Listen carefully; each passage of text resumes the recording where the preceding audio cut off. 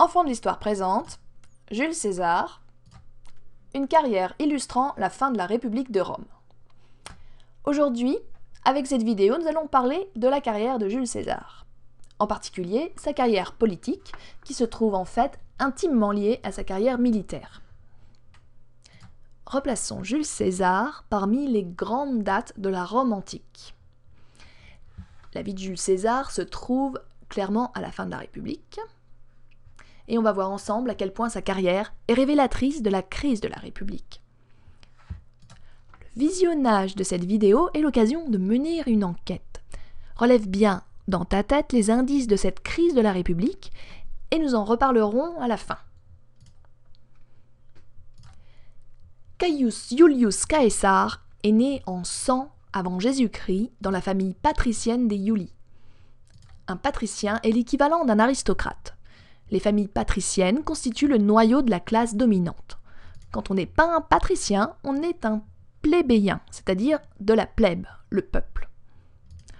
En tant que patricien, pour poursuivre une carrière politique et devenir magistrat, César doit suivre le parcours classique de la carrière des honneurs, le cursus honorum. La définition d'un magistrat à l'époque est différente de celle de nos jours. Il s'agissait vraiment d'une fonction politique. Un magistrat était élu par des citoyens, et non comme aujourd'hui d'une fonction strictement judiciaire, c'est-à-dire liée à la justice. Donc, pour revenir à la carrière des honneurs, il s'agit d'un parcours professionnel hiérarchique. En théorie, on doit commencer par le bas et marche par marche, c'est-à-dire élection par élection, monter jusqu'en haut. Si on est de la plèbe, on n'a pas accès à ces postes. Mais on peut rentrer dans une autre sphère de la magistrature en étant élu tribun de la plèbe. Caius Marius, l'oncle par alliance de Jules César, est un homme politique important dont son propre destin va influencer les choix de jeunesse de César. Ainsi, Caius Marius, militaire victorieux et consul à multiples reprises, rentre en conflit ouvert avec Sylla, une autre grande figure de la politique de l'époque. Leur confrontation dégénère en une double guerre civile dont les épisodes les plus sanglants ont lieu en -88-87, César a 12-13 ans, et en -83-82, il a 17-18 ans. La République de Rome souffre de grandes tensions dues essentiellement à deux problèmes. Les habitants des régions conquises en Italie souhaitent la citoyenneté romaine complète, avec les avantages qui vont avec. Il y a aussi une certaine confusion entre pouvoir militaire et pouvoir politique, avec une concentration possible des pouvoirs aux mains d'un seul et même homme, ce qui arrivera à Caius Marius et plus tard à Sylla. Après la mort de son oncle Caius Marius, quand Sylla est à la tête de Rome comme dictateur, le dictateur qui est un consul au pouvoir exceptionnel, mais on en reparlera plus tard, Jules César s'engage dans l'armée et part à l'étranger pour se mettre en sûreté. Il sert à Mytilène et en Cilicie, en actuelle Turquie. C'est de toute façon une excellente opportunité pour lui, puisque pour s'engager ensuite dans la carrière des honneurs, il lui était indispensable d'avoir été militaire auparavant. De retour à Rome, César va se lancer activement dans sa carrière des honneurs et gagner de façon appliquée chaque élection nécessaire pour être questeur, édile, puis préteur. Bien qu'il serve à divers rôles, une constante dans la carrière du jeune César est son audace pour intenter des procès osés contre des personnes en vue et utiliser son élégance exceptionnelle. Même son contemporain, Cicéron, pourtant non suspect d'amitié excessive envers César, écrit « César est peut-être de tous nos orateurs celui qui parle le latin avec le plus d'élégance. » En plus des fonctions du parcours obligé, César va aussi être choisi en -63 pour devenir Pontifex Maximus, la fonction religieuse suprême décernée à vie. Pour obtenir ce poste prestigieux, il doit mener une campagne, comme le font les hommes politiques de nos jours, donc une campagne fort coûteuse. Ces dettes seront financées par un homme essentiel pour sa carrière, Crassus. Crassus est une des plus grande richesse de Rome. Et il s'est aussi couvert de gloire en réprimant la révolte des esclaves menée par Spartacus. Dans cette course acharnée au pouvoir, Crassus fait partie des alliés puissants de Jules César. C'est avec lui et un autre personnage illustre de la scène politique de l'époque, Pompée, que César va former une alliance en -60. Pompée a acquis la gloire militaire avec sa victoire au Proche-Orient. Il sera déclaré impérator et pourra faire un triomphe à la romaine, un défilé dans Rome en grande pompe, privilège très rare. Cette alliance à trois, nommée pour cela Triumvirat, est un accord secret. Elle a pour objectif de porter Jules César au poste de consul. Objectif qui sera atteint en -59. Après son poste de consul, César est nommé gouverneur, ou proconsul, de la Gaule transalpine et de la Gaule cisalpine, qui sont des provinces romaines, c'est-à-dire déjà conquises. Être gouverneur, c'est être responsable ou être la plus haute autorité d'une zone conquise puis administrée par Rome. À l'époque, devenir gouverneur après avoir été consul est une poursuite de carrière très classique. Pourtant ici, César a réussi à obtenir un poste de gouverneur avec une magnitude de puissance toute particulière. Il gouverne non pas une seule, mais 3 régions, la Gaule cisalpine, la Gaule transalpine et l'Illyrie. Il est à la tête de 4 légions, une force militaire considérable. Et ce pour 5 ans, à la place de 1 an. Il obtiendra aussi ensuite un second mandat. Cela n'arrive pas par hasard. César a besoin de gloire, prestige et butin, des ressources financières. Et la perspective de la conquête du reste de la Gaule chevelue, est très prometteuse. Au début de son absence de Rome, son pouvoir va rester fort en la capitale grâce à ses alliés Pompée et Crassus qui assurent ses arrières. Mais en -53, la situation bascule. Après la mort de Crassus, fidèle et richissime allié, et celle de Julia, la fille de César qui était aussi l'épouse de Pompée, César et Pompée ont leurs ambitions qui vont s'affronter directement. L'équilibre de l'ancienne alliance est rompu. En -52, Pompée devient consul unique et son objectif est d'empêcher César de pouvoir se représenter pour un nouveau poste de consul. Mais reconcentrons-nous sur les accomplissements de César et plus particulièrement ses conquêtes militaires de la Gaule chevelue entre -58 et -51. Regardons une carte pour bien comprendre ce qui se passe. Un élément important à comprendre est que les Romains en Gaule s'appuient sur des tribus locales pour asseoir leur pouvoir. C'est un classique jeu d'alliance. Il y a des tribus pro-Rome, d'autres moins, et évidemment, les jeux se font et se défont. Alors par exemple, les Éduins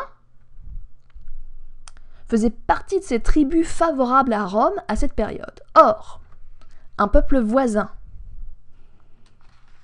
de la Gaule transalpine, donc les Helvètes, se fait remuant et se met à pousser hors des frontières, à déborder sur le territoire des Éduins. César va utiliser ce prétexte pour intervenir et faire une campagne pour remettre les Helvètes à leur place.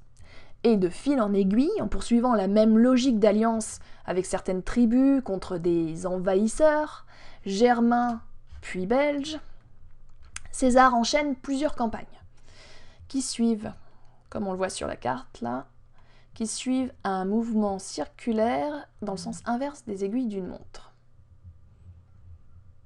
L'équilibre des alliances des tribus avec ou contre Rome est assez mouvant et progressivement la résistance gauloise contre Rome s'affirme.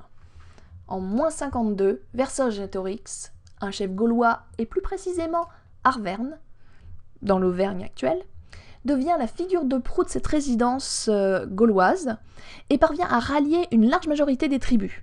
Nous savons relativement peu de choses de Vercingétorix. D'ailleurs, nous ne savons pas vraiment à quoi il ressemble. Mais on pense qu'il a sûrement été de cette noblesse gauloise qui a d'abord combattu dans les légions romaines, puis s'est retourné contre Rome quand l'envahisseur romain est devenu vraiment trop envahissant. Deux batailles célèbres marquent cette opposition de Vercingétorix à César. Gergovie, au printemps -52, une victoire des Gaulois, et Alésia, à l'été -52, où César a tiré les leçons de la défaite du siège de Gergovie. À Alésia, il met en place tout un dispositif de double rempart avec tours, palissades, fossés, pièges pour encercler la ville et empêcher les Gaulois de sortir. Les renforts, la grande armée de secours envoyée à Vercingétorix, n'arriveront pas à percer les lignes romaines. Vercingétorix doit finir par se rendre, et la Gaule est conquise. Ou plutôt, c'est ainsi que César relate cette victoire à Rome dans son recueil « Commentaires sur la guerre des Gaules ». C'est une sorte de rapport destiné au Sénat de Rome pour défendre ses choix durant cette guerre. C'est donc une vue partiale, celle de César, sur cet événement. Mais c'est aussi pour nous la seule source primaire d'origine qui nous est parvenue. Enfin, quoi qu'il en soit, Jules César est pressé de clore sa conquête pour rentrer sur Rome et se présenter aux élections pour le poste de consul. Mais même après cette conquête, la situation est compliquée pour lui, car ses opposants, Pompée en tête, font tout pour l'empêcher de se représenter pour être consul. Un général romain n'a pas le droit de se présenter sur le territoire italien avec ses armées, mais César sait qu'il est trop faible sans ses armées, que cette puissance militaire est alors son atout majeur. Il défie la loi et traverse le Rubicon, une rivière marquant la frontière italienne, avec ses légions en janvier -49. D'ailleurs, l'expression est restée. Quand on dit de quelqu'un qu'il a franchi le Rubicon, cela veut dire qu'il a pris une décision risquée pour laquelle il n'y a pas de retour possible. Pompée ne va pas en rester là. Et c'est le début d'une nouvelle guerre civile entre les partisans de Pompée et ceux de César. Nous en sommes à 3 guerres civiles en 40 années. Est-ce ainsi qu'un État peut fonctionner ? Est-ce un bon signe qu'en cas de désaccord, les personnes au pouvoir puissent utiliser des armées les uns contre les autres ? Bon, je ne ferai pas durer le suspense sur l'issue du conflit, César gagne. Bon. Pompée perd la vie en -48 en Égypte. Décapité par Ptolémée XIII, roi d'Égypte, frère et rival de Cléopâtre. La tête de Pompée est livrée à César. Mais ce ne fut pas simple pour César.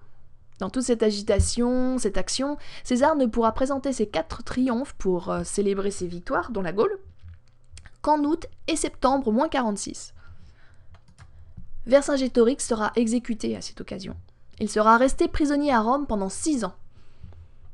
La guerre contre le camp de Pompée continue même jusqu'en -45, en passant dans l'actuelle Tunisie et l'Espagne. Pendant toute cette période trouble, César a néanmoins assuré le pouvoir. Comment a-t-il fait ? Eh bien, César va se faire nommer dictateur en -47. En fait, il sera même nommé dictateur en -49, au début du conflit avec Pompée, avant d'être réélu consul en -48. On s'y perdrait presque avec tous ces mandats, non ? Alors, qu'est-ce qu'être dictateur ? C'est une fonction donnée à quelqu'un par le Sénat. C'est un magistrat extraordinaire et temporaire à qui on donne les pleins pouvoirs. L'imperium. Le titre n'est pas créé pour César. C'est appliqué généralement en cas de crise, de guerre et en particulier de guerre civile. C'est arrivé très souvent au 5e, 4e et 3e siècle avant Jésus-Christ. Et plus récemment, comme on en a parlé il y a quelques minutes, le titre a aussi été décerné à Sylla. La nouveauté avec César est qu'il va étendre son imperium aussi sur les tribuns de la plèbe, les élus du peuple qui ont un statut à part, et en plus de cela, en -44, ce n'est plus un titre temporaire, mais il devient dictateur à vie, perpétuo. Il faut rendre à César ce qui lui appartient, et cette période de 3 ans, avec des pouvoirs exceptionnels, avec une, pour ainsi dire, toute puissance, lui a permis d'accomplir des choses. Avec la vente du butin de ses conquêtes, entre autres 1 million d'esclaves, il a récolté 600 millions de séterces pour financer ses promesses et projets. En particulier, il va faire construire de nouveaux bâtiments avec le nouveau forum et la première bibliothèque publique de Rome. Il inaugure aussi le calendrier julien, qui est quasiment celui utilisé encore de nos jours. Et le nom du mois de juillet est un hommage au nom de Jules César, de la famille des Iuli. Le Sénat attribue à César, par flatterie obséquieuse, des privilèges tels que porter la pourpre ou la couronne de laurier à titre permanent, ou encore avoir un trône en or. Ces symboles combinés à la situation réelle où un homme a un pouvoir absolu attisent la peur qu'il devienne roi et mette fin à la République. Et rien ne fait plus peur à des républicains que la menace planante d'une monarchie. Ceci dit, c'est une vraie question. Qu'est-ce qui peut advenir à l'État quand un homme qui monopolise tant de pouvoir disparaît ? Qu'y a-t-il à sa suite ? Une nouvelle guerre civile ? Des hommes ont décidé de prendre le devant et précipiter la réponse à ces questions. Un complot est mené par 2 sénateurs, Cassius, nourrissant une rancœur de ne pas avoir été nommé consul par César, et Brutus, qui n'est pas le fils adoptif de César, mais certainement un jeune loup ambitieux qui l'affectionnait. L'assassinat a lieu aux ides de mars 44. Au sein du Sénat, 60 sénateurs sur 600 étaient impliqués dans la conjuration. Plus de 20 coups de couteau furent portés, dont celui de Brutus. Jules César est mort à 66 ans. On a abrégé sa carrière, pourtant déjà fort tumultueuse. Devine ce qui suit la mort de César, oui ? Une autre guerre civile entre les partisans de César et les conjurés de l'assassinat. L'Empire sera officiellement proclamé en -27. En conclusion, repensons d'abord en quoi la carrière de César est révélatrice des dysfonctionnements et de la crise de la République. Une loi, comme l'interdiction de pénétrer en Italie avec ses armées, peut être bafouée ouvertement. Les désaccords entre personnages puissants se règlent à coups de guerre civile, c'est-à-dire que le pouvoir militaire prime sur le pouvoir démocratique. Les pouvoirs sont concentrés aux mains d'un seul homme à la barbe du Sénat qui ne parvient pas à renverser l'étiolement, c'est-à-dire la fragilisation de son propre pouvoir. Jules César a perpétuellement jonglé entre le parcours traditionnel et l'exceptionnel. Il a une ambition exceptionnelle et la confiance nécessaire pour passer à des actes exceptionnels. Néanmoins, seulement lorsque la recherche de légitimité par les canaux plus classiques n'a pas fonctionné. C'est un stratège avec un esprit guerrier avant tout. D'ailleurs, pense au nombre d'années passées en campagne à combattre. Rien que pour la Gaule, il passe 9 ans avec ses légions hors d'Italie. Il ne légiférera en tant que consul ou dictateur que 7 ans. Merci. On se retrouve au prochain épisode d'Enfants de l'Histoire.